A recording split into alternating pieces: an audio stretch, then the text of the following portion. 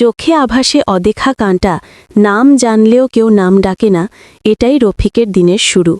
ছেঁড়া কাপড়, এক ঠোলো ভাত, এটাই তার সন্ধ্যা।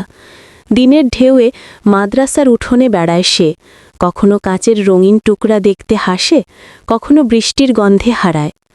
একদিন উঠোনে ছোট্ট একটি কণ্ঠ এসে বলল, তুমি একা? রফিক লাজুক হেসে মাথা নাড়ল। কণ্ঠটি ছিল মূর্ছিত মাদ্রাসার কিচেনে কাজ করা আমেনা খালার। আমেনা খালা রফিককে নিজেদের খাওয়ায় জুড়ল, রাত হলে তাতে নিজের শীতল চাদরও দিল। রফিক বুঝল, পুরো পৃথিবী তার পরিবারের মতো না হলেও পকেটে রাখা একটা ছোট ছোট ভরসা আছে। সময়ের সঙ্গী ছোট কাজে হাত বাড়াতে একটা শান্ত ঠিকানা পেল সে।